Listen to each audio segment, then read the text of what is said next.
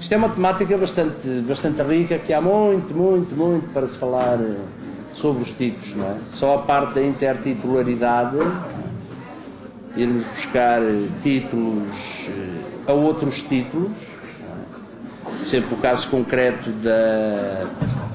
dos títulos que são roubados, entre aspas, aos títulos do cinema, não é? É uma coisa que até podemos considerar natural para quem não tenha muita inspiração. Fazê-lo porque houve filmes, tal como eu disse há pouco, há um artigo, uma notícia pode estragar-se com um mau título ou com uma paginação deficiente, mas há casos concretos de filmes da indústria de Hollywood que dizem que fracassaram porque tinham um título horrível, não é? O normal não acontece, mas quer dizer, são entregues, tal como o Independente também tinha numa primeira fase essa parte dos títulos, da manchete, era entregue a uma equipa de criativos, de publicitários, eu creio que é externa à empresa mesmo. Em relação aos títulos dos filmes, eles também passam quer dizer, são feitos e com base em muitas tentativas, muitas propostas, não é? Para depois se conseguir um título eficaz. Também são feitos por profissionais, não é? Portanto, é natural que um jornalista aqui em Portugal e tal possa ir beber à eficácia desses títulos, não é? Possa ir beber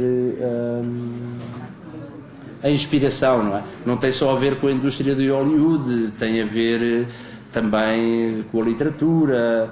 Eu, por exemplo, tenho no meu livro um top de alguns dos títulos que eu respiguei, não é? E alguns deles têm a ver, por exemplo, com obras famosas da literatura, não é? Dizer, por exemplo, esta dificuldade, sim, esta dificuldade em relação à arte titular também não é sentida apenas pelos jornalistas.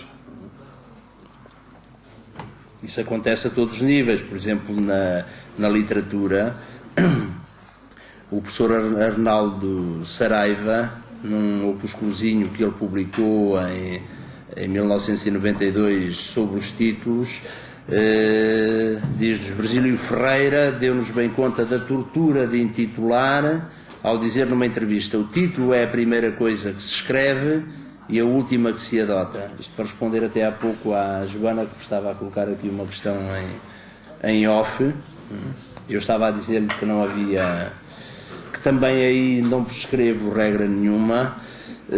O título é previsto para o Virgílio Ferreira, o título é a primeira coisa que se escreve e a última que se adota. É que eu escrevo um, depois outro, reúno uma lista de títulos à medida que o livro avança, e quando este termina, acabo por optar por um que nem sequer me ocorrer ainda, não é?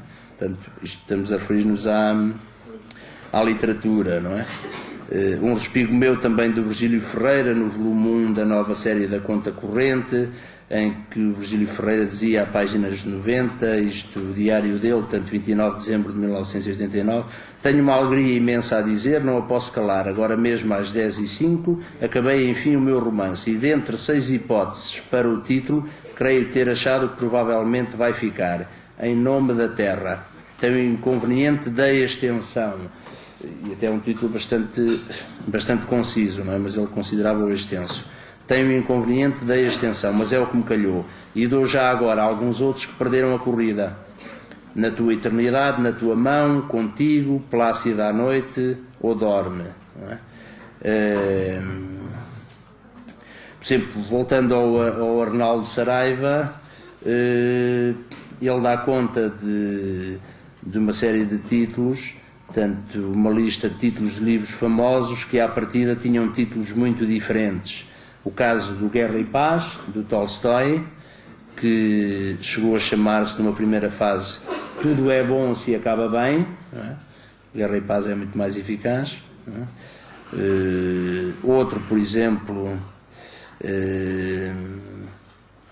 antes de se fixar no título Ecce Homo, Nietzsche admitiu outros títulos como In Media Vita, De Vita Sua, O Espelho, Relação com os Antigos. Clarice Lispector deu ao seu romance A Hora da Estrela um dos 13 títulos que imaginou, entre os quais A Culpa é Minha, Ela que se Arranja, Lamento de um Blue, Saída Discreta pela Porta dos Fundos. Há aqui mais uma série de outros exemplos. Sempre dá aqui um último.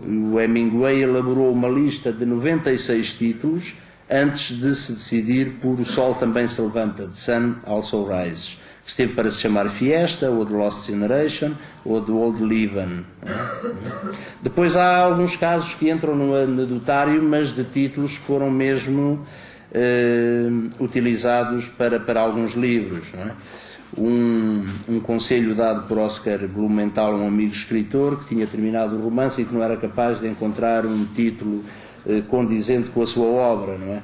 E o Blumenthal perguntou-lhe se o livro que o amigo tinha acabado de escrever se referia a tambores. Ele disse-lhe que não, e se também havia alguma referência a trombetas. E o amigo disse, não, também não fala em trombeta nenhuma. Então, e o Blumenthal sugeriu, então, chamas ao livro Sem Tambores Nem Trombetas. E estava correto, não é? E há alguns casos que refletem essa dificuldade. Por exemplo, uma obra de Smulian, This Book Needs No Title, portanto este livro não necessita de título. Não é? Uma outra obra da Irene Lisboa, Título Qualquer Serve. Não é? Da brasileira Adélia Pinto, um livro chama-se Um Livro Sem Título. Também de uma autora vietnamita, Romance Sem Título. A Joana, estou a perder a voz. A Joana perguntava-me há pouco, isso é uma pergunta que geralmente é feita, se o título era a primeira coisa, se era a última a escrever. Eu aí também não prescrevo regra nenhuma da minha experiência como profissional. Quer dizer, eu nunca tive grande dificuldade em redigir títulos. Tanto a minha experiência não serve muito como exemplo do que eu vejo, do que acompanhava dos colegas, e como vos disse, nunca tive grande cultura de redação. Quer dizer, tive na TSF, porque aí tinha que estar, não podia estar ou na altura, agora se calhar agora já era possível, ao tempo não, tinha que estar no estúdio, não é? Porque era uma rádio. Mas noutros casos, se era correspondente, estava em Coimbra, não estava na redação em Lisboa ou no Porto, e por exemplo no caso do Semanário Jornal de Coimbra ia lá muito poucas vezes, não é? Mas quando ia, o que eu verificava é que, por um lado, às vezes o recurso a mim, não é? Mas muito para o diretor do jornal, para o Jorge Castilho, não é?